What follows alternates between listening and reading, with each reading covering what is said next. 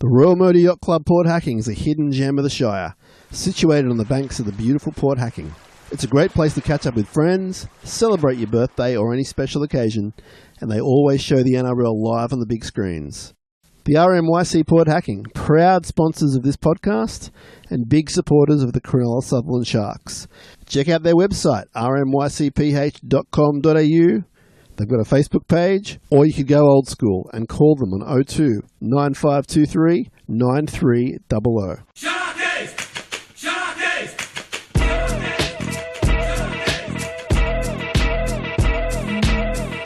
Fafita tries to crash his way over, he does!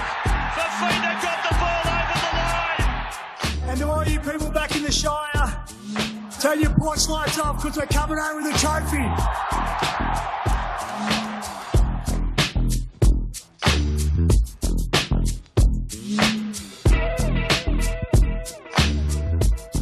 Hey there, welcome to SharkCast Pod, a podcast dedicated to the greatest sporting club in the history of the entire universe. SharkCast Pod brought to you by Dyson Logistics, the Royal Motor Yacht Club in Port Hacking, and Jason Hawes from Cripps & Cripps Real Estate. I am Sam Shinazzi, OG 2015, and I am here with my good friend who I've known for a lot longer than 2015, that's for sure. He's a lifetime Sharks fanatic. He is the best entomologist in the world. He is an amazing recording artist, sometimes performer in the act known as Seaworthy around the world. And tonight he is all ours, regular on the show, Dr. Cameron Webb. Welcome back, my friend, in this post-season episode. Sam, good to be with you. A very kind introduction as always. And even though the football season is over, I'm glad to announce that we can still be friends in the off season. That's the best thing, isn't it? Yeah, I mean, you and I have a lot of experience in off-season friendships. So some I don't even want to think about, to be honest. But we are here. It is 2024. We are freshly off the season that was, one game away from the GF. We were both at the prelim. How are you recovering from that, I'm going to say, tight loss despite the 20-point difference?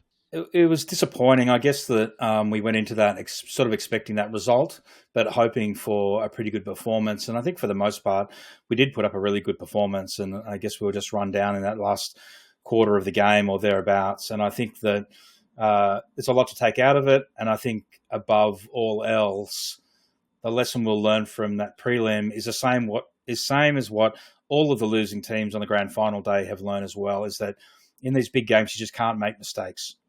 You know, you cut the errors out and you're in a much better place to win the game. And I think that above all else, it's kind of been a reminder. It doesn't matter how good the rest of the season is. If you can't turn up to those big games and cut out the mistakes, you're going to be in trouble. Yeah, it was kind of bizarre to watch, especially watch in person, just how horribly wrong that went, even as close as the game was for 65 minutes. The continued drop ball, it was super frustrating, and we've seen it throughout the year. We haven't seen it every week, to be fair, but I guess when you've got that in your arsenal, sometimes, you know, obviously without cause, without reason, without trying to do it, it's going to pop out of your arsenal, and that's what we saw. That's why we lost, in my opinion. We are going to get through a bunch of mail tonight, and a lot of the mail is about how close we went, but, and that's the big but there, as you say, the errors. What did you make of the experience of being out there, Cam? You've been to a few prelims now. How was your night, aside from the results? Yeah, it was a pretty good night. We were sitting amongst all the Sharks sort of ticketed members Bay area, and so it was great to be surrounded by Sharks fans. Great atmosphere. Weird that the crowd wasn't bigger. I kind of really did expect a bigger crowd, mostly made up by Panthers fans. I've come around to thinking that we've got to get the hang of playing in these bigger stadiums, and I guess on the back of the week before, great atmosphere there. But yeah, I don't particularly love that stadium compared to CommBank and Allianz, but great atmosphere sitting amongst Sharks fans, and there's pretty good vibes. Right up until that last sort of 10 minutes or so. Yeah, I haven't actually thought about it since that night, Cam, but now when you mention those other two stadiums, if that game was held there, it would have been jam-packed. So that's a bit of hindsight for the NRL perhaps to look at. I know that the Panthers get the home ground area advantage, the Western Sydney, I get that. But if we play them again, for example, that might be a factor. But we're not here to talk about crowds, although we will touch on someone who does want to speak about that later on. Now, Cam, you also went to the grand final last Sunday, primarily to watch the Shark Jets and the NRLW Sharks. Tell us about that experience. Yeah, really good. Always exciting to have kind of essentially two Sharks teams in the grand final, but especially for the NRLW. We were really excited for them to be in the grand final. In the week leading up to them, we went down to the open training session. Really impressed by the whole squad and their professionalism and generosity, and talking to the fans and things like that. So they were 100% behind the girls. They looked pretty good in training, I've got to admit. So we left there with a fair bit of confidence. We were in the super cheap seats, and so we were a long way away from the field, but still surrounded by a few Sharks fans. It was pretty clear that there was a pretty good turnout of both Sharks and Roosters fans in the area where we were, and so there was a pretty good atmosphere for it. And so, we can talk about the game a bit more, but I suppose the take home for me is that again, the girls just made too many mistakes in the first half. They rallied and fought back in the second. It was an incredibly exciting game, great atmosphere. We got excited there at moments, but again, a reminder that maybe what could have been had a few of those errors been cut out in the first half. Yeah, for sure. I mean, they were the form team all year. They obviously had a dip towards the end of the season, but they were so close in the end that probably 5 more minutes we level the game and extra time or whatever. But it is a good lesson. Just on that team, I want to point out,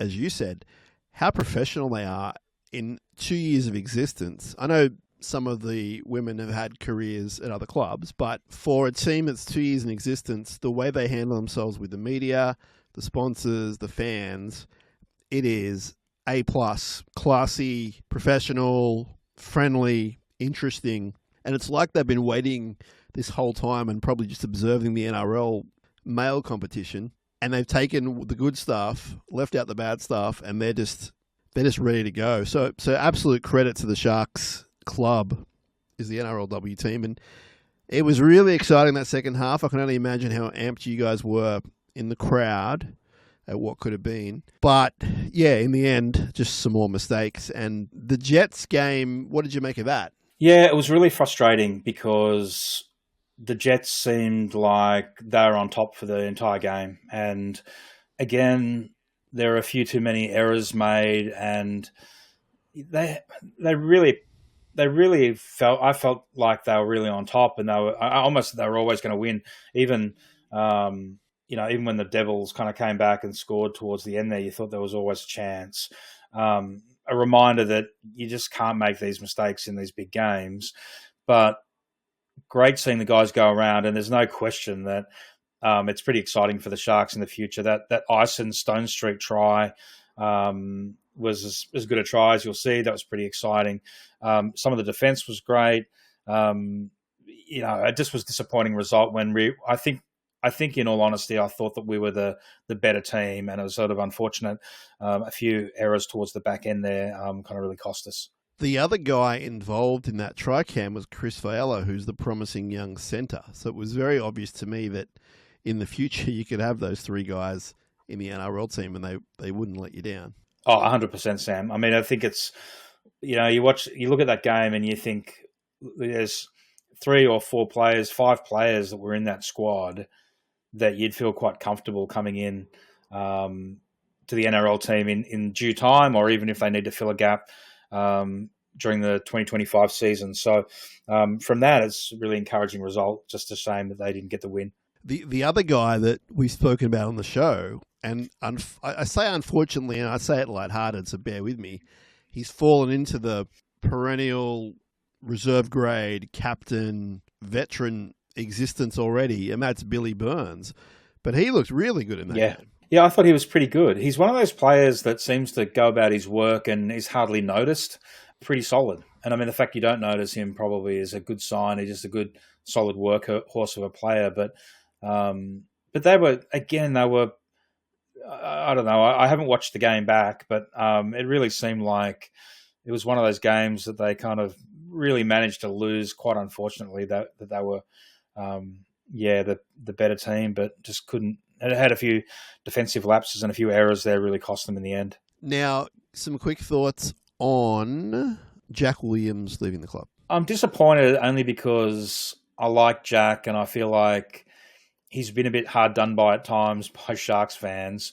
But I'm also a realist in that we couldn't keep everybody. And I don't know if at the end of the day, I really wanted to keep Jack above some of the other players, or at least the money that would be used to re-sign Jack couldn't be better spent securing a few of those other players in the squad. But I'm disappointed to see him go. I wish him all the best at Parramatta. But at the end of the day, it probably doesn't feel as great a loss as it did mid-season when he had that string of really great games he put together. Yeah. Let's jump into the mail, Cam, because there's a lot of scenarios to cover and things about people leaving or potentially leaving. And there's a lot of good stuff. There's some negative stuff. It's all in there. So stay with us. The first one is from Danny, and he was pretty impressed with the season, but he said, what's going to be different next year? He said, adding AFB is a great start, but I believe we're missing something else. I think it's the fullback. Kennedy is good, but I believe he's hit his ceiling. Move Hines there and have the halves pairing of Trindle and Atkinson with Dyson at least 1 year off. So Cam, initial thoughts on Danny's reaction? Will Kennedy, the halves, are you tinkering there? What are you doing with the team? Look, I'm a defender of Will, and I think that I completely admit that he's not the kind of fullback that gets the crowd on their feet and has those winning moments like some of the other fullbacks do. But for the most part, he's been pretty safe at the back most of the season, and he probably doesn't get the credit for that he deserves. And I also think, Sam, I mean, Ison is still, I think he's still a couple of years away. And it's worth noting that despite him featuring pretty heavily in that highlight reel for the grand final, he also made a couple of mistakes at the back end of that game, which were tough situations, but, he wasn't flawless. And at the end of the day, in the NRL grand final, Storm had Pappenhausen and he was hardly at his best either. And so I think it's too easy to get swayed by some of these fullbacks and their highlight reels, and without a full understanding of their full game. So I'm happy at the moment to have Will play fullback next season. I don't know. I'd feel a little bit nervous if we were kind of tinkering and throwing Nico back there, but if that's the coach's decision, I'll go with the flow. But at the moment, we've got it. I sort of feel like we've got some attacking potential elsewhere.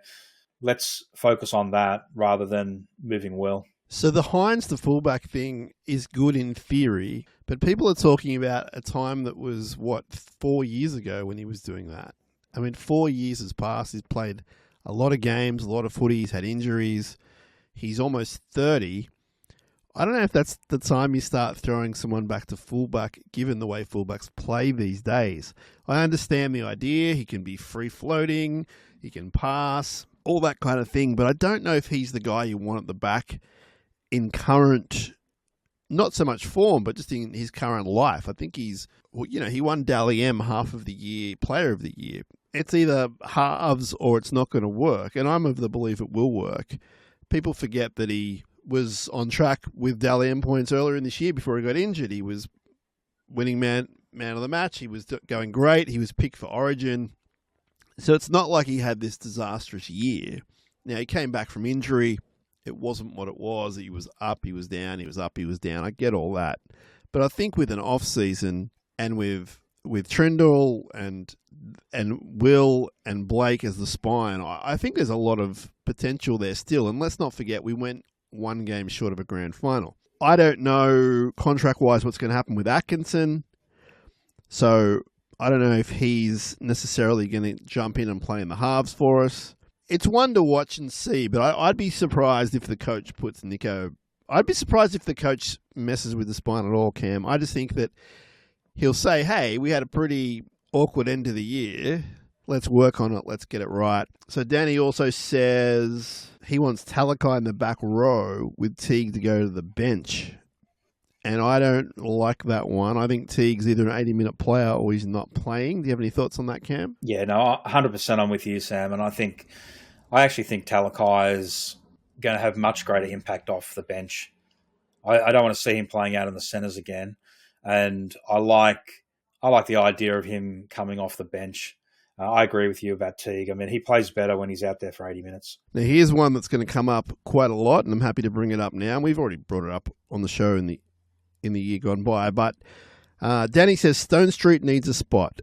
Do we keep Ronnie or do we keep Sione? Up from Danny. And you were there firsthand, Cam, to see Stone Street absolutely go nuts in the Super Bowl. Obviously, we've seen him in first grade. He's done great things. There's a lot of pros about him. There's not too many cons. The problem for Sam is that we have two excellent wingers already. I think that maybe if Ronaldo kind of balks on the contract, if he wants too much money, then we sort of start wondering about this sort of thing. But I'm of the belief that Sione Katoa was probably our best player in that last game, and he's the one that people kind of want out, and I don't really want to lose Sione, to be honest. So I want Stone Street there, I want Ronnie there, I want Sione there. I don't really have an answer. Cam, do you have a preference with these three guys? Three goes into two? Stone Street's great, and I don't think he's going to be out of place in the NRL team. But letting either of those guys, or at least tapping either of those guys on the shoulders and saying, move on, seems a mistake, if not very unfair. I think realistically, both Sione and Ronaldo, they can find an injury or a niggle. And I think for 2025, if Stone Street knows that he's the next man up on the wing, I think that's not unreasonable. And particularly from 2026 onwards, we really think about what these two existing wingers are doing. I mean, unfortunately, I suppose there's the issue about whether or not the decision is taken out of our hands a little bit. If particularly Ronnie decides for whatever reason to move elsewhere. So I think I'm of the feeling that if we lose any of our starters, I'm not that worried because Stone Street comes into the team. But I don't necessarily want to, move on either of those guys. And I agree with you. I think Sione was really great in that prelim, although a lot of that was just pure effort as well. But at the end of the day, Stone Street's, he's got speed and agility out there. He's just as good a finisher as Sione and probably Ronaldo as well. He probably has got them both for pace, and so. I guess the issue really here for the Sharks is going to be Stone Street's patience in waiting to get into that starting squad as well. The advantage he has is I would imagine he's the tallest out of the three, definitely taller than Sione. Yeah, definitely. I'm not sure. Yeah, I don't know whether he's taller.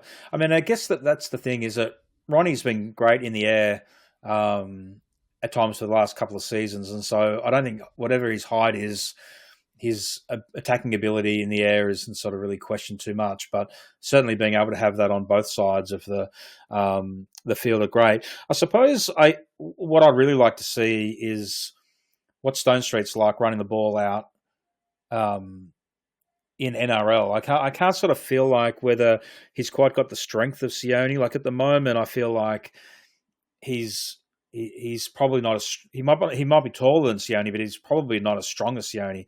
And I guess that the Panthers have demonstrated pretty well with someone like To'o, having someone strong to be able to take those runs from the back is probably just as important and overcomes any sort of deficiencies he might have in the air. But Stone Street's got many years ahead of him to develop, and I suppose I'm positive about the place he'll have in the team in due time. Yeah, for sure. Sharky Pete says too many errors against the Panthers. Disappointed, but it's done now. What I can say is I love this club. I'm 56 years old. I go to every home game, some away games, and I do this with my 30-year-old son. I love that I have this with him. It actually makes me emotional thinking about it. So when I look at the ledger for the year, the team has given us more happiness than disappointment. I'd like to thank you and your co-hosts and guests for an awesome year on the podcast. Black, white, and blue till I die, Sharky Pete. Thanks, Pete. Appreciate your support and kind words. I mean, Cam, you can relate to that. I can relate to it only a little bit about bonding with the child, but you, it's no secret, you and Hannah especially spend a lot of quality time going to Shark games, so you could relate to Sharky Pete. Yeah, it is. It's great. It's a great opportunity that Hannah and I have got time to spend together at games, and she's still pretty keen to make sure that our seats in the Monty Porter are renewed for next year, so we'll be back into it. And so, yeah, it's really fantastic. And, it's one of the things is that you don't want to sort of pressure your kids into liking rugby league, and it's completely fine if they don't. Like my son's far more interested in whether System of a Down are going to come to Australia and tour and stuff rather than how well the Sharks are going. But it is a great opportunity to sort of spend some time with your kids and your family or your friends. And I think that we often overlook just how much sort of joy and connectivity the footy can bring to families and friends and things like that. So yeah, very, very, I agree. Great quality time at Shark Park. Neil says, I just watched our brilliant girls destroy the Broncos. They're so inspiring and awesome, qualifying for a grand final in only their second season. I'm so proud of them. Up. That was obviously written before the GF, so thanks for that, Neil. Sladden sent us some really nice words, and he also said, we're on our way. It's so close. What a team and what a coach we have. We have this. We will win soon. Up. That's from Sladden. So some positivity there about where the NRL team is heading, which is awesome. OG listener RCB thanks us for the podcast. The show goes from strength to strength. Great end of season for the Flag boys. Unlucky not to steal it there. Incredible effort by the NRLW team. What a great team of great women to represent the club. They and us, the fans, should all be very proud of this year. He then says, I'll not lie, I'll never get around the Jets. Stop cosplaying as the Inner West, spend some money and be the Cronulla Sharks. Win New South Wales Cup as Cronulla Sharks. I can understand that, RCB. I can understand that. Cam, would you prefer that they have a cup team of their own? Are you happy with the Newtown relationship? Have you got any feelings on this? I'm happy with the Jets being our club. I sort of understand the RCB's kind of perspective here, but I guess that, like you, Sam, I guess we've spent a lot of time around the Inner West and live in the Inner West myself, and so maybe I'm biased and that I can get behind the Jets, and I think, to be honest, it's nice to have that connection to a bunch of Inner West hipsters as well. So I don't mind it, but I'm completely I'm not going to argue against RCB, but I'm still happy for the Jets to be affiliated with us. I think out of all the teams, we've made it perfectly clear that this is the one that we want if we can't have our own. So, we could be the Central Coast Sharks, or I'm just picking any random place away from Sydney, or the Blacktown Sharks, and then a lot of them, I'm not knocking any of these places, but as you said, Cam, you and I at least have a connection with Newtown, and there's a lot of history there as a rugby league team, and I think that's kind of cool for us to kind of latch onto. Yeah. If we can't be our own club, I'm kind of with RCB. I'd like to have our own club, but it's double the cost, etc., etc. I understand why we don't. But in the future, if you said to me, you could break away and have your own club, I'd probably lean that way. But we'll move on. He says, prelim, you only get so many chances at this level. He said, please let it sting. He said, Sam, you said you couldn't fault the effort, but I'm going to say I think I can a little bit in this regard. Kale Iro took 13 runs with a busted leg, which is brave. Only one forward made over 100 metres. What are they actually doing? When was someone going to step up? It's hard for anyone to get their game on in such a beaten engine room. Fanua Blake can't come quick enough. I think we may need to make some room in the engine room, make some moves, shake the tree up. That's something that bugs me a lot, Cam. I think about it a lot. And I think about why our forwards can't be as dominating, especially in the stats category, right? Like, obviously you want to win the battle on the field, but you look at the stats, and sometimes these guys are making like 40 and 50 meters. And I understand that our back five do heaps of work. I don't understand why we can't live in a perfect world where everyone kind of makes a whole bunch of meters. Is it just the caliber of props and middles we have, Cam, or what's your opinion on that? Yeah, I don't know. This is something that I think about a lot as well, particularly when I'm at the games, because these are big guys, and maybe Sam, I've probably mentioned this to you before. Like, maybe I'm simplifying this too much, but these are big guys. Why aren't they just firing up, running straight and hard?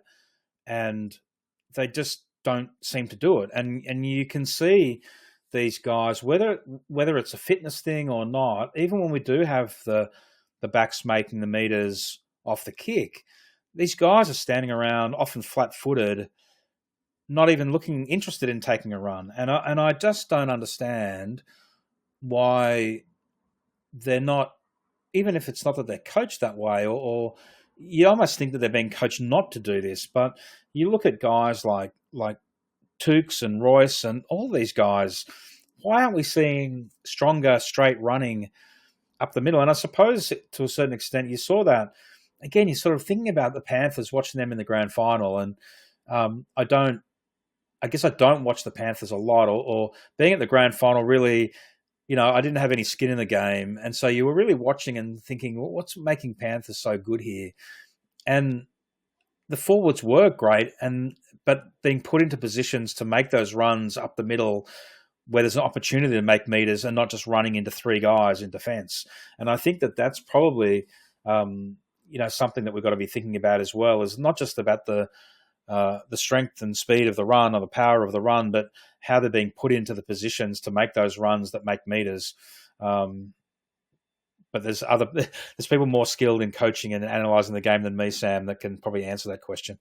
Well, it's a hard one to raise with the coach. It's like, well, why aren't your middles doing more? I mean, I'm sure he'd have a great scientific answer for me. But when you just, as you say, you're watching the game with your own eyes, and we have some big, strong players, but sometimes they're not cracking that line. So we'll see what happens next year. We've got a big fella coming in who will do the job, which is great. And maybe he'll inspire the others. Kate says, thanks for another great year of pods. What are your thoughts on letting Sam Healy leave for the Warriors? Apologies if I've missed this. I think it's a big loss. Enjoy your off-season, but please keep podding. Sam Healy, junior of the club, famous father, and an amazing hooker in his own right, Sam, has signed a 3-year deal with the Warriors.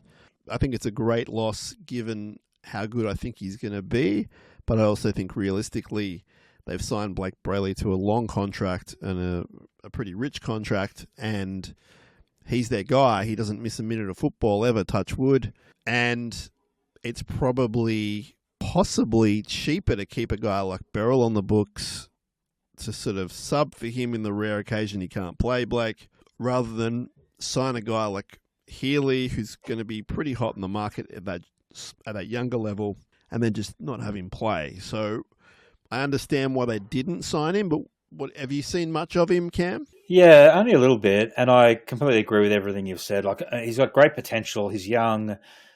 We're going to say this time and time again, is that we can't keep everyone. And sure, there might be a situation in the next couple of years where Blake goes down and Beryl's not available, or that we need someone like, we sort of might kind of rue the loss of Healy, but you can't kind of keep all these guys or put money into keeping these guys when there's better offers around, just on the off chance that one of your first two preference hookers or any other position is going to go down injured. So it's, you would, in a perfect world, you'd love to keep them, but we've got to be a bit practical here. And I suppose, maybe in due time he might end up back at the Sharks. Who knows what's going to happen? But I think let him go, develop, and wish him the best. Yeah, I think if it was a year or two away from Blake retiring or moving on, then they would definitely keep him, but that's not realistic at the moment.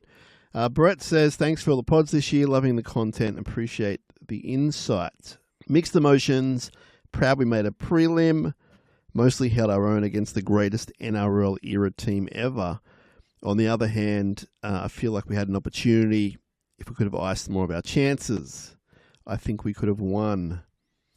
This year, we won a finals game, beat Melbourne in Melbourne with 1/2, beat the Roosters in Magic Round, smashed both our derbies, and put the Brookvale curse to rest. Atkinson and Iro, fantastic first seasons. Tall Tom, tremendous try scoring. Tricky getting better, etc., etc. And remember, we couldn't beat a top 8 side. This club and squad is in a great place. The challenge now is how do we make it elite? So some positivity there from Brett. And I think the way to make it elite is just keep on stepping up. I mean, we saw some games this year, Cam, that were just diabolical losses. The West Tigers loss. The Dolphins, Warriors. The Warriors. Very winnable games, and we just handed it over. So we probably would be elite this year if we'd won those games. Yeah, and I think it's important to keep in mind that, the squad that we've got us to that prelim, and I think that we all agree that the squad we got was probably enough to get us to the grand final had we cut out some of those errors. And had we won some of those games that we really shouldn't have lost, we're even further up the ladder to finish the season. And so I think, I think I agree with Brett that it's a really positive season, and a lot of those things that he's outlined are really great. I'm just disappointed, Sam, that I seem to witness some of the worst performances of the Sharks this year, so that slightly sullied my experience. But I think in retrospect, it's certainly been a good season. And correct me if I'm wrong, you've been to all the Magic rounds, but this year you didn't go. Yeah, I didn't go to this Magic round, mostly because of the pain of the one previously. Yeah. But I think we managed to be at, the Dolphins and Warriors games, of course, but also the Tigers game and the Eels game. So, in terms of games that I was at, I think we probably ended up at about 60-40 win rate. So, but yeah, completely agree with Brett though. I mean, I think that some of those highlights that he's listed there are certainly something that we should be pretty excited about, and taking that potential and that experience into next year. And Matt says, I was listening to the ABC replay of the 2016 Grand Final, which you uploaded. And so if you haven't heard that, listeners, we uploaded on October 2 the entire ABC call of the game. And so far, their lawyers have not come after us, which is great. And Matt says, Matt Elliott commentating on the game saying Jack Bird looks unlikely to return. And we all know he did. This isn't spoken about enough. One of the all-time great grand final performances. Should be in the same discussion as Cronk in 2018, except Bird was involved in everything, put his body on the line for the remaining 60 minutes despite practically having one arm. I believe Bird's performance should be brought up as one of the all-time greats, and agree with Matt that it's not spoken about enough. It's barely spoken about at all, and that's why I can never truly say a bad word about the guy. What he did in that grand final was unbelievable, and I'm glad that you noticed it, Matt. I'm glad that you raised it. I hope we all remember it, and in a couple of years' time, 10 years anniversary, we'll talk about it in great detail. But appreciate your listenership, Matt, and I'm glad you enjoyed that. Mitch says, the window is open for the squad, and I can't wait for next year. I feel like this team is ready to take the leap and be genuine premiership contenders. The guys who have hit that 100-game mark over the season and have a bit of success they've tasted with premierships or grand finals in either Harold Matts, SG Ball, Flegg and Newtown. These guys know what success looks like, and our time is coming. So, Cam, when I said to you there was a bit of positivity in these messages and mailbag, I wasn't just trying to get you away from Netflix to watch all the Menendez brothers documentaries. I really wanted you to come on and talk about some positivity. So Mitch is talking about the window being open, and I agree, it's open. I was open this year, let's all admit it, but it's very much open, even a little bit more for next year. Oh, I completely agree. And I think that, I think as Sharks fans, we can think a little bit too much about those poorer performances or, mistakes and errors within the game. But, there is a lot of other fans of a lot of other NRL clubs that would love for their team to have had the success and finishes as we've had in the last few years, let alone this year. And I think that we should kind of, there's no reason to think that momentum won't continue. So we should be really, really positive heading into the next couple of seasons. I mean, just on the Menendez brothers, are you watching all that stuff that's popping up on Netflix? No, I haven't quite got onto that yet, Sam. But it's in the queue there. I did the what would you call it? The mini series, the kind of docudrama, and now I've started. I hate stopping and starting, Cam, but I've started the proper documentary. Was out this week on the. They must have bought into the estate or something. Something's happened, and everywhere you look on Netflix, it's Menendez boys. But again, not making light of what went down, but a fascinating, endless story that goes on with those guys. Brendan says, thanks for the October 2 episode. I've watched Channel 9 version countless times, but I've never heard the ABC one. Not too ashamed there were tears again. Thanks heaps. Love the podcast. Keep it up. That's from Brendan. Thank you. And then we have one from Lisa who says, if you had the power and money, how would you improve Shark Park? How would you rebuild it, so to speak? I have thoughts, but would like to hear yours. Thanks for the content. Been listening for years now. So thank you very much for those kind words. Cam, do you have any... I know you have some ideas on this. How would you improve Shark Park? I mean, one very straightforward thing would be to get some bigger and better screens for a start. That can kind of enjoy some of the experience there. But yeah, I don't know. I mean, the problem is, Sam, is that you start to think, well, obviously we need better facilities, and that's that's an obvious one. Better toilets and maybe some more food options and things like that. But that's a no-brainer. But when I think about trying to get more people into that area, you sort of think, well, there's got to be places to have more seats, and where do you put them and remove some of the character of the family? You'd hate to lose a family hill, for instance.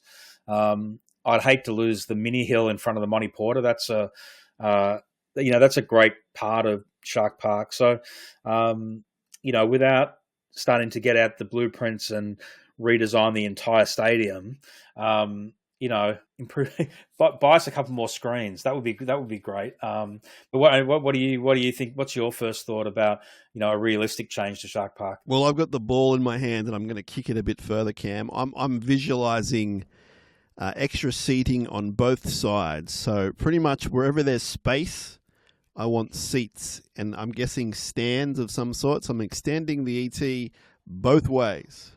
And I'm going to put in, I don't know, a couple thousand people maybe? Or is that too much of a stretch? I don't know how many I'm putting in, 500, whatever it is. I'm extending it both ways.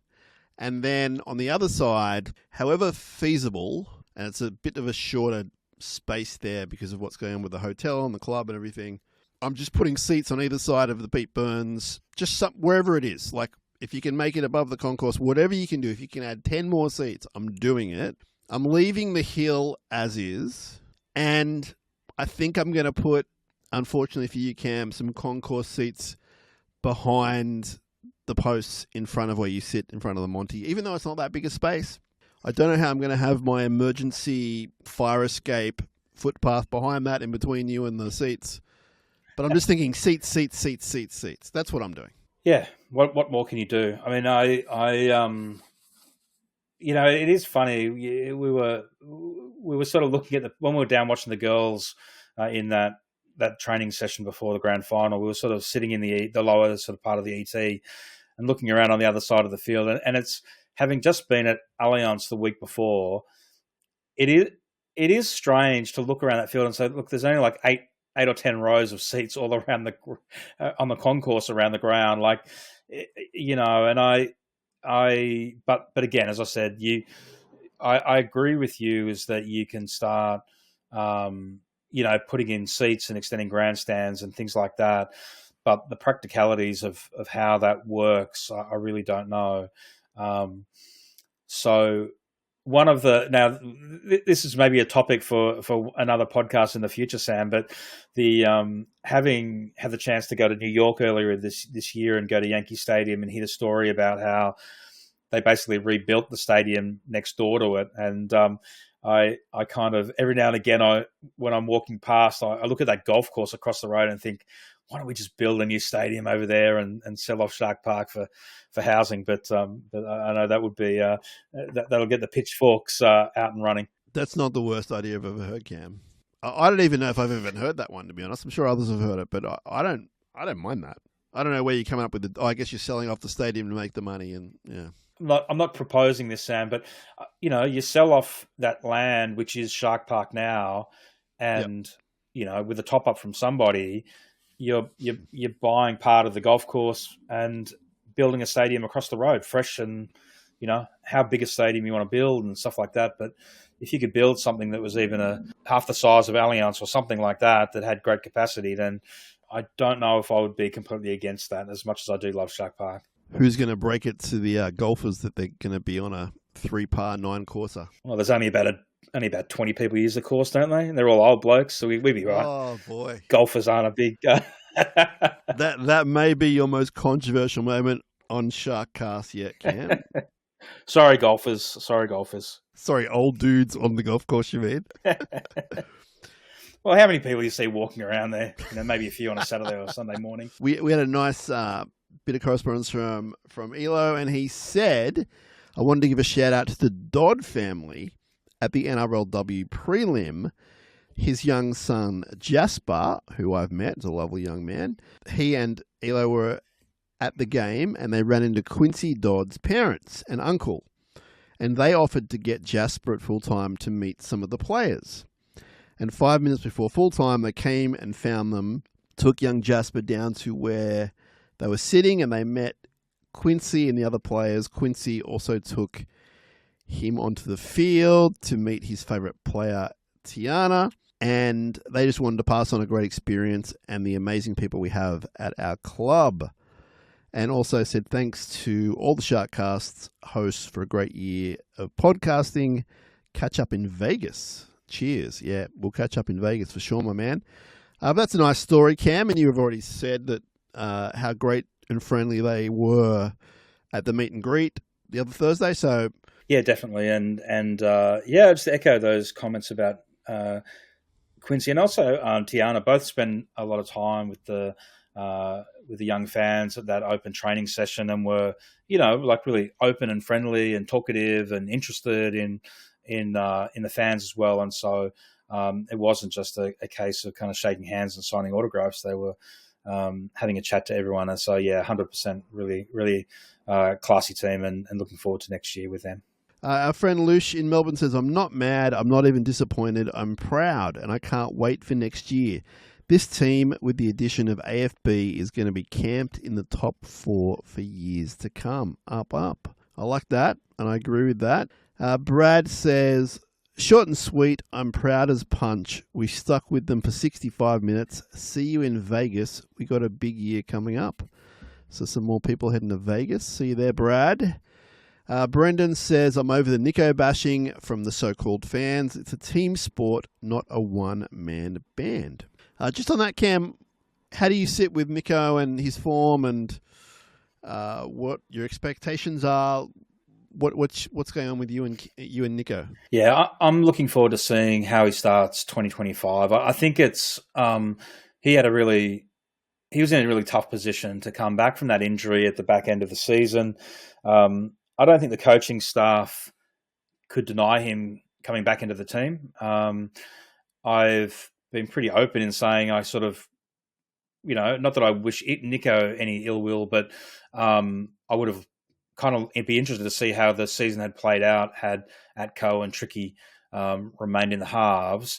But I just think it was an awkward end to the year, and everything resets now, and let's look to see how they come out next season. And then, I think I'm holding off judgment for another, half dozen rounds into the new year. Brendan also says, if I have to hear one more person say about the amount of Sharks fans at the prelim, not all of us can afford to go to every game. I, for one, am not bringing my little kids out to watch a game at 7:50 at night. If it was more family-friendly time, I would probably go. And I can't fault that, Cam. I mean, we were both out there, and there were a lot of kids out there. I'll say this, any kid sitting near me learnt about 24 new words that I'd never heard before, and they weren't really pleasant ones. And that's from both sets of fans. I was in a bay that had both sets of fans.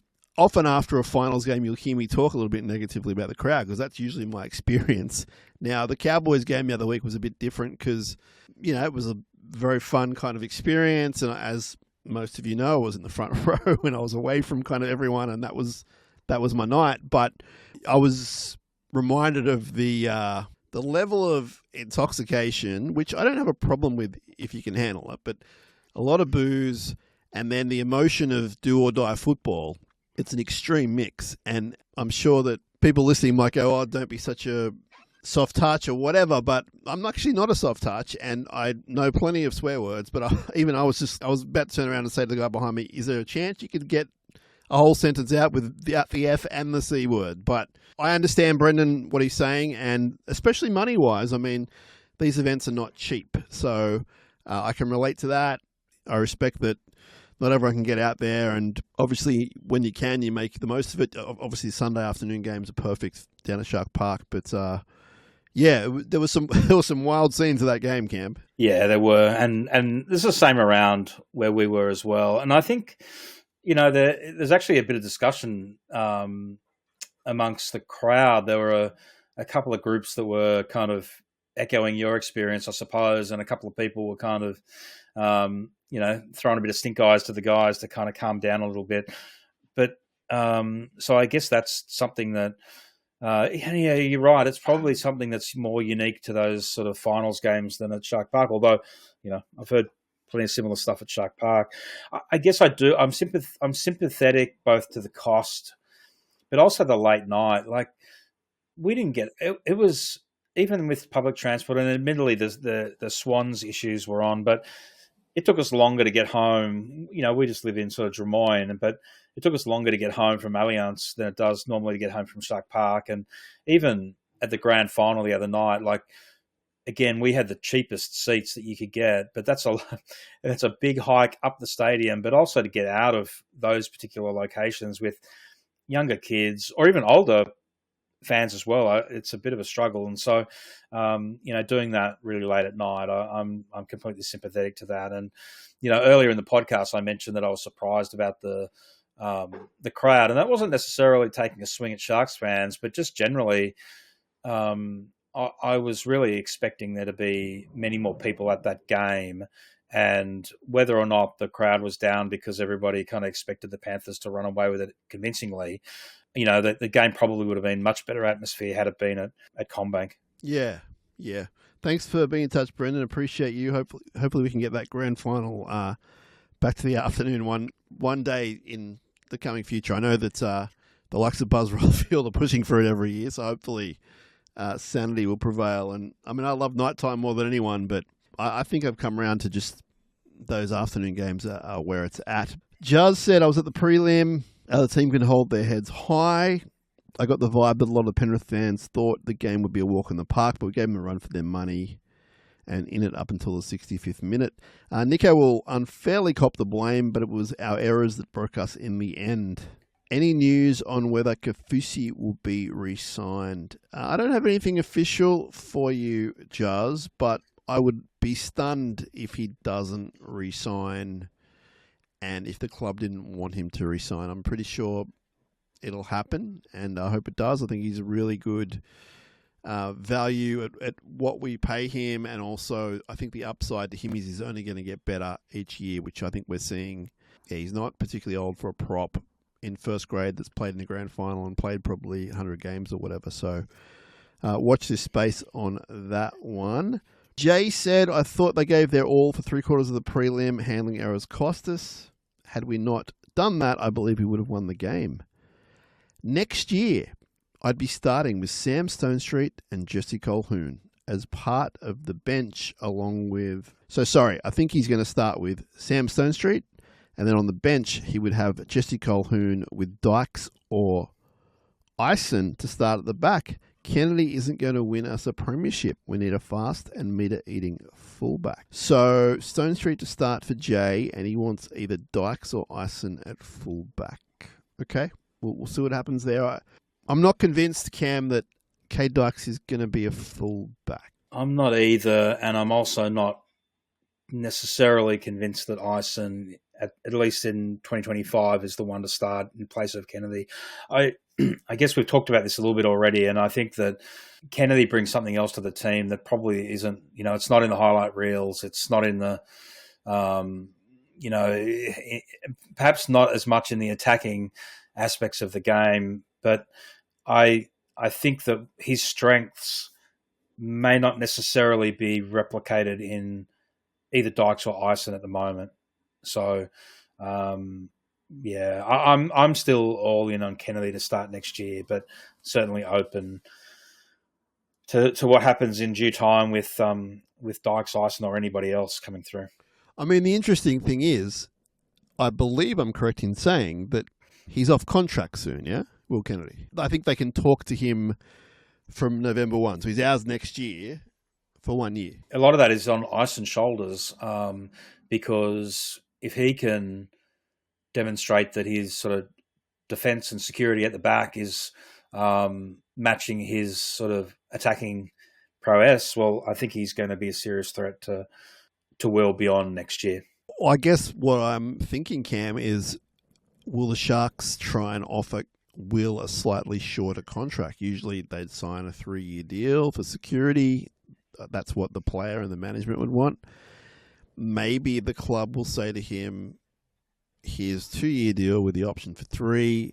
Maybe another club shows interest in him. I think it's going to be pretty clear come November 1 and around that time where the club stands with all this stuff. So we might know before kickoff next year actually where we're headed, because there are a bunch of guys off contract and some of them are pretty high profile. So they'll need to get their act together there to get their priorities straight. Yeah, and I guess too the other thing is that Jay raises a good point is that unfortunately, Jesse Colquhoun sort of slips from the discussion because of the problems he's had with injuries. But he's a really good player. Like I'm going to be really excited for him to have.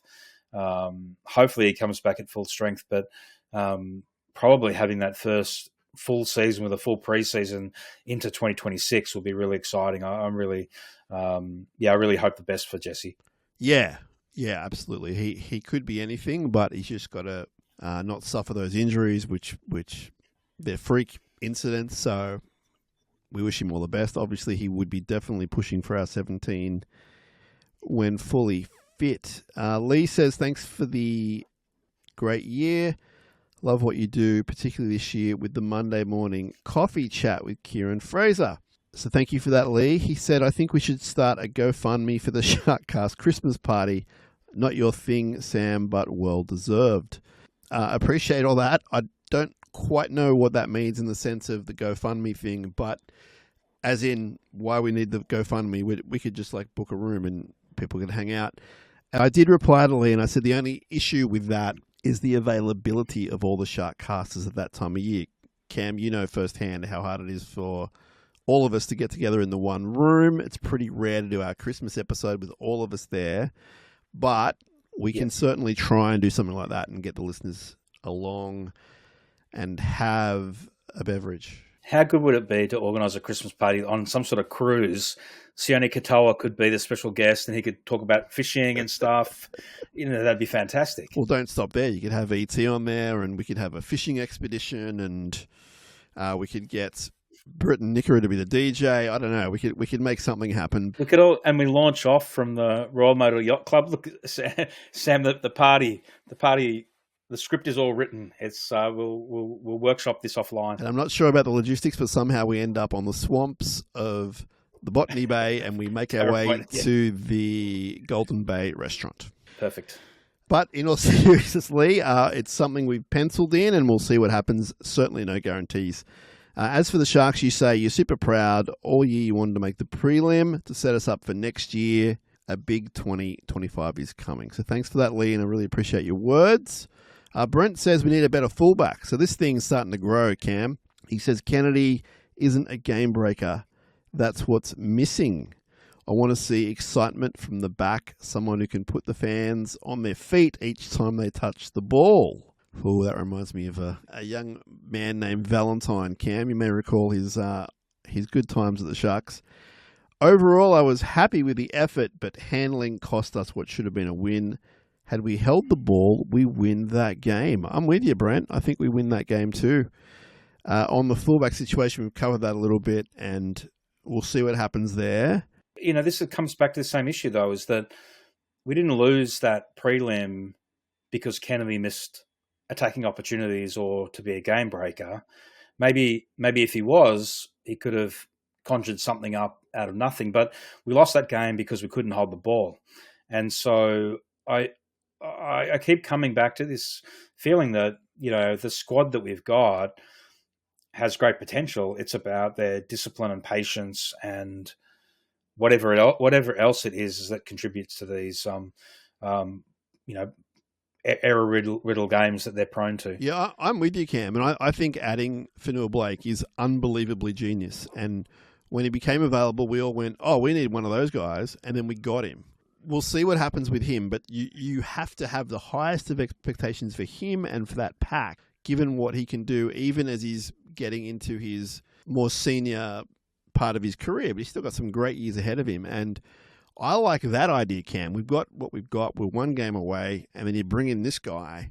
I mean, if he's playing against the Panthers, at least we're making some meters. At least we're firing up a little bit.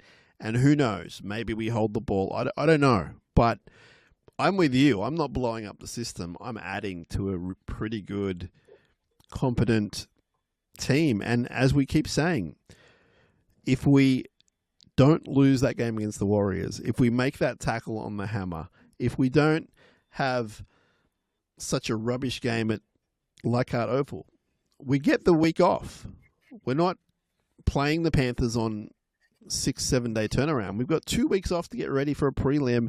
We're playing it wherever we want, so to speak, in the city. And it's a different ball game. So I'm with you. I'm not blowing up the system at all.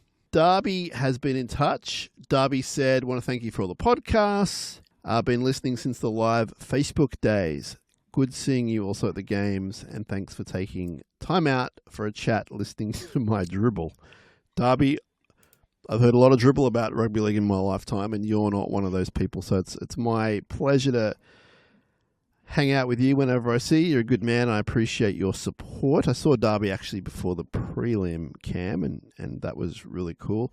The live Facebook days, I think that's when Newman and I used to go live from the club, and we do Tuesday nights, we do post-game, pre-game, that kind of stuff. So that was a fun time. So Darby's a rusted-on listener, and we appreciate that. He says, as a fan, we almost made it, and I have to be happy about that. Not happy about the errors, etc., but things are looking positive for next year. I'd like to see our halves partnering go back to the way it was at the beginning of the year when they played the Indigenous All-Stars and the start of the season. Tricky has been epic, but it seems like he's doing too much now, and Nico is flapping in the breeze. I do believe it has a lot to do with injury. Only weeks ago, I saw Nico getting the groceries and he was on crutches and couldn't carry his shopping, so a mammoth effort to even walk out onto the field. And I think it's a great point, Cam. I think that I like that description of Nico flapping in the breeze. It seemed like, I'm not being awful here, it seemed like that's what he was doing in the Panthers game at the very least. Yeah, and I think that comes down to working out how to play with Tricky. And so, he came back from injury. He kind of did the right thing in a way in taking a step back, because there's no doubt that, Tricky was sensational in that game against the Cowboys. And so you have to give Nico credit for giving Tricky the space to do that. And I think we probably expected too much from him in those last few weeks. And I mean, we've seen other teams work with two great halves, and I think it's about the coaching staff and those two guys working out how they're going to best play together. And if it means that Nico's taking something of a back seat to Tricky, I mean, it seems weird because of the disparity of the salaries that they're on. But if you think about it from the team's performances, well, it makes sense that someone has to find out the best place for them in the team and their role. And maybe that's something that in the off season that they'll be working out. Yeah, and at this point, I don't really mind who has more of a role in the team. I think that Tricky's going to get his payday no matter what. Nico's earned what he's on. For me, it's just about both of them doing a job, and we've seen that when they're at their best, they do a great job. Now, it's all very well for Tricky to be man of the match and have a 10 out of 10 game, which he did against the Cowboys. But what do you think Penrith are going to do the next week? They've had 2 weeks to study him. It's all in on him. They know it's all in on him. That was where you needed your Nico trick shots, etc., etc. That's why we need to get this right in the off-season, as you say, with the coaching staff and the two guys. And they should absolutely play a more even-keeled game. Let Trindle run the show if that's what they want, but you can't let Nico flap in the breeze either. Completely agree. Now, Darby also says, lastly and most importantly, bring back Motley Crue as the run-out song. Nelly is rubbish. The dynamics of the song don't work acoustically in these stadiums and doesn't have the same G-up. It's hard to make out what the song is. Storm have Thunderstruck, and you heard the other night Hell's Bells for the Panthers, which was sick, and the perfect G-up. I'm opening a can of worms again, but Nelly is meh. If I had my choice over Motley Crue or Nelly, I'm going to go Motley Crue. But I think we found the perfect song, Cam, and I think we know what it is. It's just a matter of getting that into the pre-game experience, because at the moment it's a post-game experience for the players. But I think even though the occasional time when you do back down and people will make fun of it, I think we have the answer. I think it's Tom Petty. I think I'm going to have to push even harder this year to get that one across the line. But I think we got to go with it. I think now that everyone knows the secret's out, the players like the Tom Petty song, I think now it's okay for the world to also experience. I'll write a letter of support for you, Sam. I appreciate that. Although I do agree with Darby, though. We have been missing Motley Crue. Sure.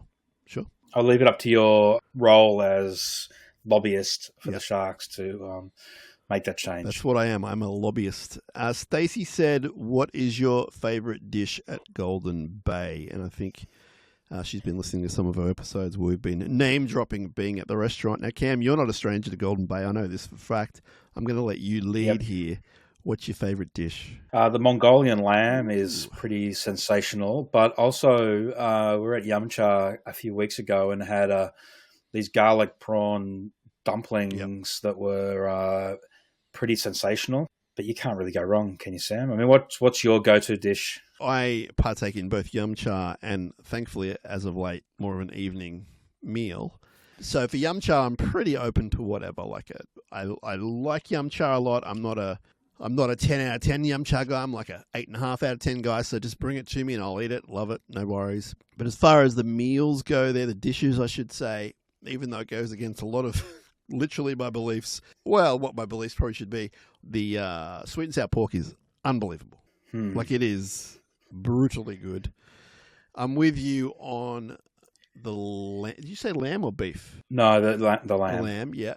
We did have a big gathering there a few weeks ago for end of school kind of celebrations, and the duck went around. I don't know what sort of duck it was, and I love animals as much as anyone. This duck was unbelievable, and it's not something you'd have every day. But the answer to Stacey is it's all very delicious, and the people there are great who work there, and it's a fun place to go. So if you can get down there, if you can afford it, not that it's like going to cost you millions of dollars, but also it's not cheap either. It's a great experience, and now that the Sharks, they co-own it, Cam, is that right? Yeah, they've got stake in it as well. That was announced a couple of weeks ago, wasn't it? So that's good just news. Genius. That's a reason to go there. I need to go there and support my team and eat Chinese food. One bit of advice for Stacey and anyone else who's thinking about going down there when the season rolls around again, I would always recommend that you call them up if you're thinking about going down on game day or when there's an event there at Shark Park. Yep. So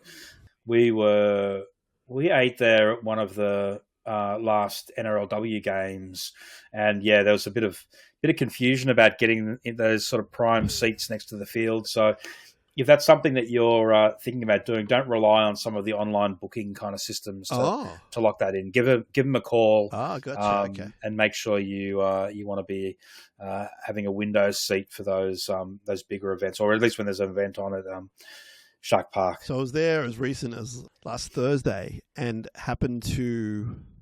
Was it last Thursday? I was there on a Thursday recently, and the flag team was training, and they were training against maybe Harold Matts. I don't know. It was for one of their upcoming big games. Actually, I was there for another time, and it was a rep footy tryout, and it was two teams with a ref, and there was a crowd. It was a lot of fun. But if you just get the luck of the draw, you can see the Sharks train, you can see NRLW train. Like, it's a fun place. The food's amazing, but the view is literally Shark Park, and it's a lot of fun. So hopefully they can come on board and sponsor the show, because we definitely give them enough plugs. She says, on a serious note, do you think Fitzgibbon needs to freshen up his coaching staff at all to go to the next level and get more out of the players? It's been a good ride, but I want to go a few steps further. Thanks for the pod. It's my go-to for all Sharks things content-wise. Well, thank you very much. Coaching staff. So, Cam, I think I'm good with the coaching staff that we have, because next level is grand final, and we kind of almost got there with what we have. I think we're kind of lucky to have the guys that we have. I mean, Josh Hannay, he's been in the running for a bunch of top-line gigs this year. Steve Price has sort of been spoken about, and he's done it in the past.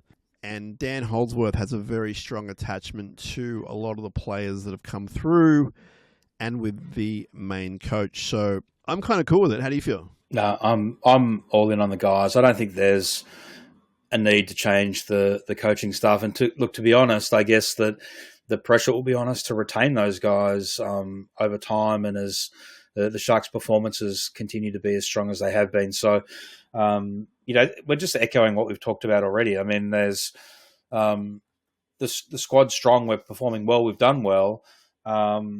It's the little things that we need to do differently, and I don't know if that's necessarily solved by a change of staff in the coaching department. I'm going to let people in on the SharkCast world just a little bit, even though I don't like to do that very much, just because I'm a stupid moron. But I sometimes am really organised and have things written out, and we know what we're going to say, as in like segment 1, segment 2, here's some stats. But sometimes, as you can attest, Cam, we fly by the seat of our pants. And this time we're not. This time I'm very organised.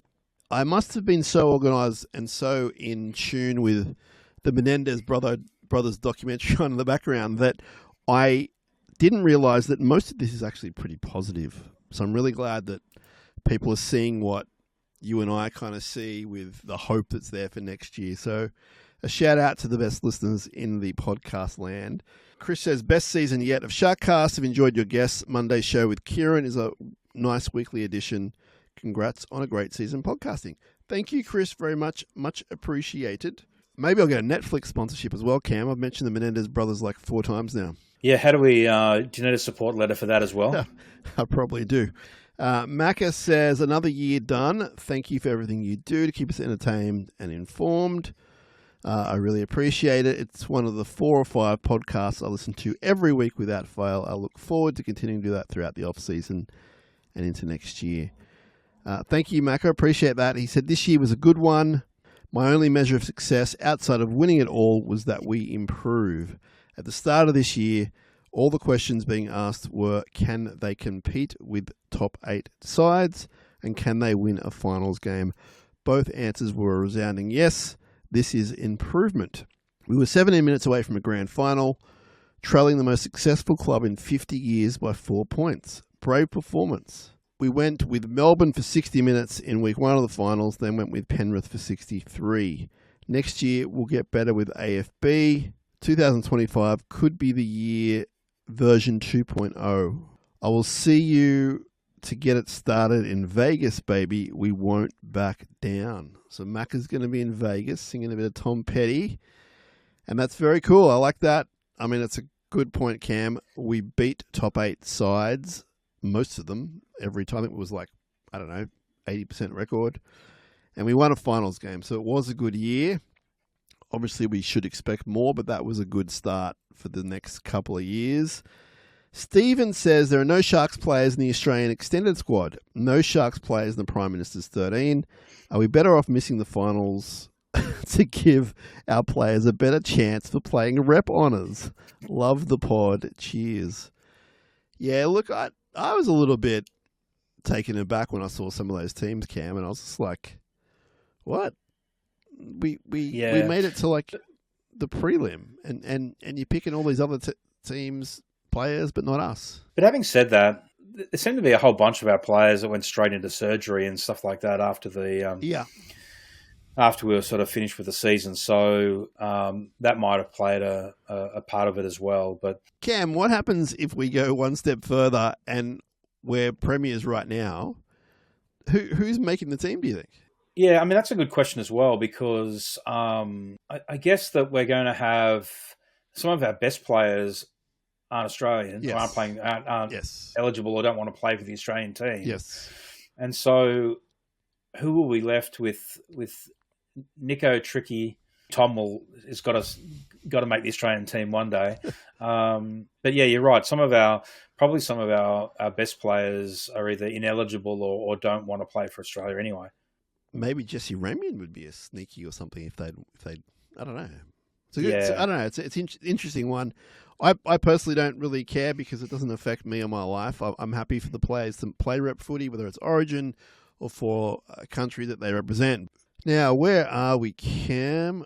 Wade's asking about a great question about our heritage jersey, and Wade was a bit let down by the club by not wearing it a second time during the season, and then he's advocating for it being our 2025 home jersey.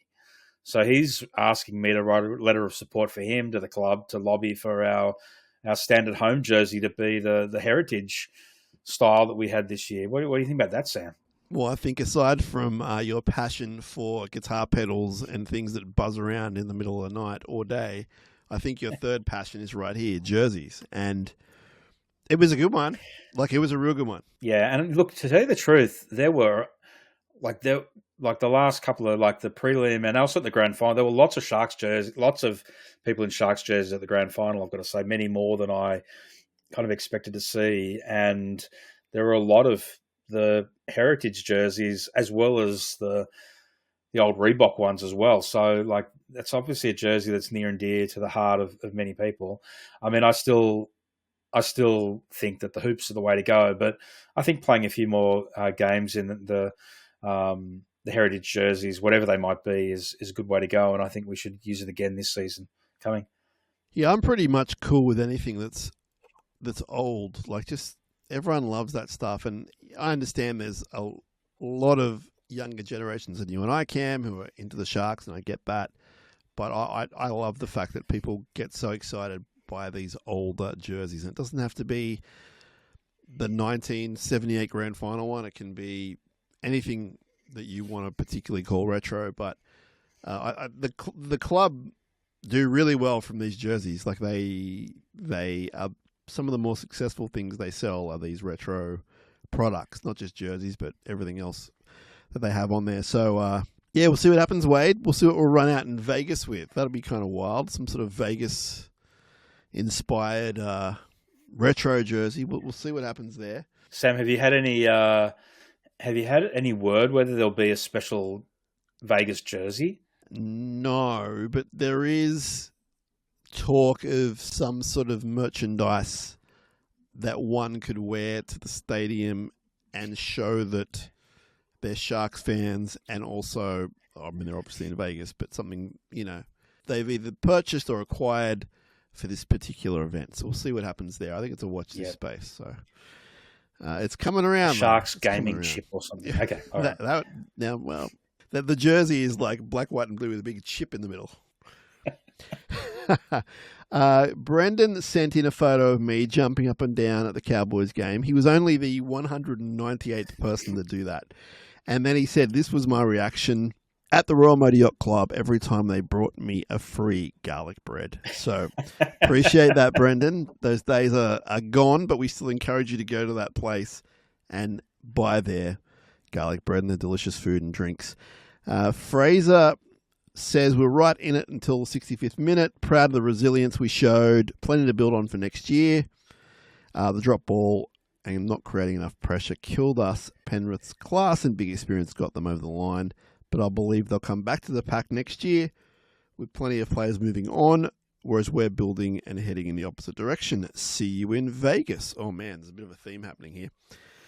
All right, Fraser, we will see you in Vegas. Appreciate your support. One of the great real estate agents that listens to the show, Cam. We've got a whole bunch of real estate agents that listen to the show. Fraser is one of them. Jake says, I love the re-signing of Mawini Hiroti. Now, Cam, he didn't play in the Super Bowl. Was injured, presumably. Yeah, it was disappointed not to see him kind of run out. I like Hiroti, and I think he's a great guy to have on call when we need him. Now, CJ in Hobart has been in touch, and thanks for all you do for the Sharks, fans all year round. Overall, I thought it was a successful season. Finished top 4, get to a prelim. To win the finals game was the best part for the club and the fans. Disappointed to bow out, but thought we looked a bit busted, and not having Jesse out there hurt us. I thought Sione was the best on the night. That's a good point, Cam. I thought we actually looked a bit busted in that game. Yeah, I agree. And I guess this is it's kind of a bigger question as well about, do we have to think about our finals campaign at the back end of the season to sort of manage players a little bit better? And I know that there's a lot of debate about whether resting players or not is the way to go. I mean, if we finish high enough in the ladder and win week 1, we get a week off, and so that kind of eliminates some of these discussions. But I completely agree is that the guys look busted, or certainly knocked around quite a bit, and so I think that's something to think about, or it should be a motivation for going into next season with that break that you can actually get by having that week off. He says, plenty to look forward to. The side is taking steps each year. Love the coach, depth in lower grades. Add a dominant prop AFB in the next 2-3 years. It's looking massive and exciting. I look forward to the pods in the off-season and hopefully Vegas. Here I come. Thanks, CJ from Hobart. From Hobart to Vegas, that'd be quite the story. Evan says, tough loss as we had our chances and couldn't capitalise. Over the off-season, I think Nico needs to go look at the tapes from 2022 to see what he did so well, as it's not working lately. Give Trindle the 7 and free up Nico. Overall, solid season. Good to be back in the top 4. Bring on the content over summer. Up. So just on that, Cam, give Trindle the 7 and free up Nico. I think that's a good theory to have. But then we're talking about him flapping in the breeze. So that's where I think they need to sort of... They don't have to have the 50-50 left and right thing, because that's quite contrived and kind of easy to read. I like the fact that they both float around a little bit, but if you want Trindle to be the dominant one, that's fine. But I would make it sort of 60-40, 55-45. I wouldn't be going 70-30, for example. Yeah, I completely agree. And it's about working out what works best for the two of them as well in terms of the squad as a whole. And so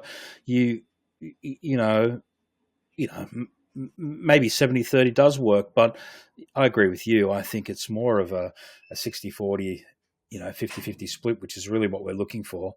And we want both those guys, whether it's Nico or Tricky, to have an opportunity to kind of step up and be that game breaker, whatever the circumstances are when need be. So, again, I guess we'll find out when they run out next year. Stephen says, up Cronulla, I love this club through the good times and bad. They were brave, but clearly lost to a better team. Yep, I think that's fair enough. Now, Cam, we've gotten through the mail. It's been epic. It's been a lot of fun. I'm going to leave the last piece to Jake. Now, Jake has written in what I'm going to call a piece of art. So this is from Jake. I'm going to do the best I can with this. Jake says... Under the lights, the moment is here. Sharks in blue, fueled by passion and cheer. Hines drives the charge, bold and relentless. Trindle's sharp vision ignites their intentions. Brayley's quick hands set the tempo to rise, while Nickera storms through, fierce in their eyes. They face the 3-time champs, the kings of the game, but Cronulla's hungry, igniting the flame. Penrith's legacy looms, the best in the fray, Cleary commands, and Luar's wild play. Edwards soars high, Fisher-Harris stands tall, but the Sharks are determined they're ready to brawl. With each bone-crushing tackle, they'll seek to instill a wave of ambition, a test of their will. United as one, they'll strike with precision to hurt the Panthers, fulfill their vision. So here's to the Sharks, let the battle ignite. With hearts full of fire, they'll shine through the night. For glory awaits in this fierce, storied fight. It's Cronulla's moment, prepare for the light. Now, obviously that was written pre-game, and I appreciate Jake sending that in. That's awesome, and, you know, we probably should have got that to the club, but I honestly didn't really see it until recently. So thank you, Jake. Apologies on the lateness of that, but we all appreciate your efforts. And maybe that was the difference, Cam. They didn't hear this, and they weren't completely at that 100% ready to go moment. Yeah, Jake's done a great job there. You did a great reading of that as well, Sam, I must say. But you can imagine they could have recruited Brendan Cowell to come into the sheds to read that for them at the start of the game. So Jake's now the poet laureate of the Cronulla Sharks club. I don't know if there's much other competition, but we can assign him to that. It may not be a paid position, Jake. I'm sorry about that, but Sam will organise the certificate to be sent out to you. Yeah. I mean, there are people that come to mind, but I think at the moment Jake's leading the pack because he's got the guts to put it out there, and it was beautifully written. So thanks very much, Jake. Thanks to everyone who's been in touch. You can continue to write through us throughout summer. We will get to the mail. If it's not urgent, we'll get to it sort of in a group gathering, but, you know, don't hold back if that's what you want to do. SharkCastpod@gmail.com. You can find us on the socials where you can DM us. If you're on the socials, give us a follow. YouTube, all the socials, even the bad ones, the ones that are really corrupt and no heart and no soul, no spine. You know the ones I'm talking about, which pretty much all of them.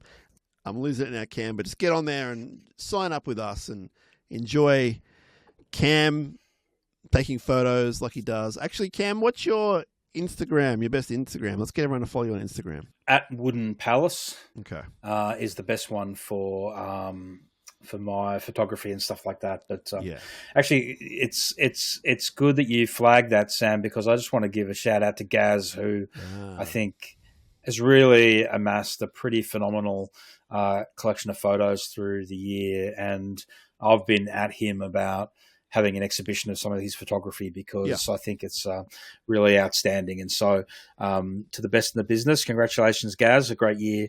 And let's amongst all of the other things we're lobbyists for now, Sam, let's lobby for an exhibition somewhere, somehow of Gaz's photography. Maybe we could do it at a Christmas party, as in like our Christmas party, not the Sharks' Christmas party, but our Christmas party. Sounds like a great idea. I've said this before on the show, but he's the funniest dude because you'll say to him, man, that's a great photo, or I'm next to him and he's got his camera. I'm like, you know, how do you do it? How do you get that, just that right moment? And he just goes, I just press down and I click it and it comes out. I was like, Gaz, there's got to be more to it than that. And he goes, what do you mean? Well, I said, I know the actual art of you taking a picture as you press down on the camera and it documents it. But I said, the moments you get and the light and everything else. He's like, nah, I just press down and it does its own thing. So he's a very humble man. Very humble. Gary. Yeah, very humble. Cam, thank you for your time. Before we let you go, are you listening to anything we should be listening to? Are you lining up for Oasis tickets? What are you doing? Really loving the new Bon Iver track that just was released recently. I really like that. Okay.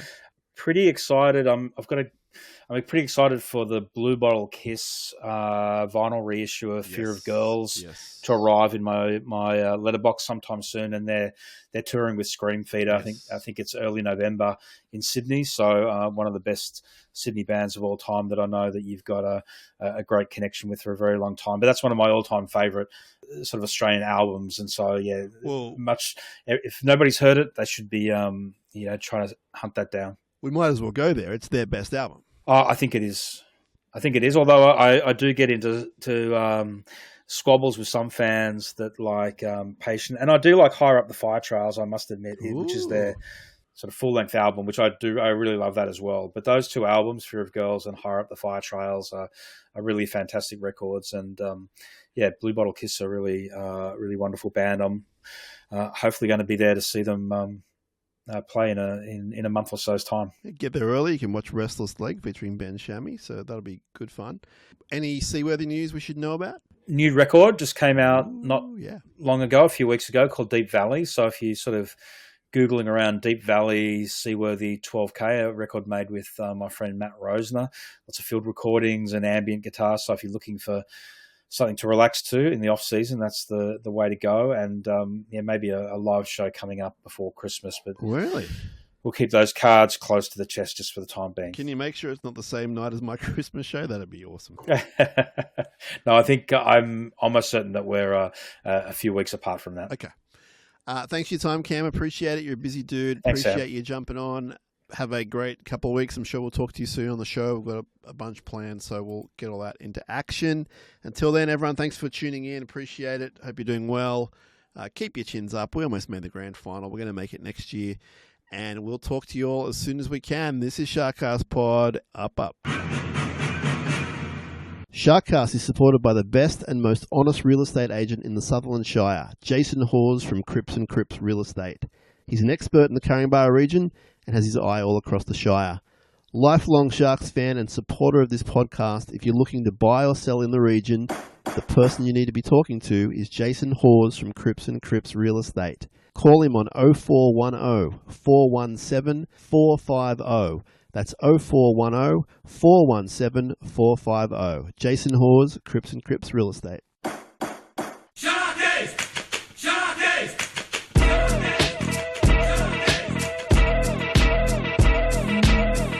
Fafita tries to crack his way over. He does. Fafita got the ball over the line. And to all you people back in the Shire, turn your porch lights off because we're coming home with a trophy.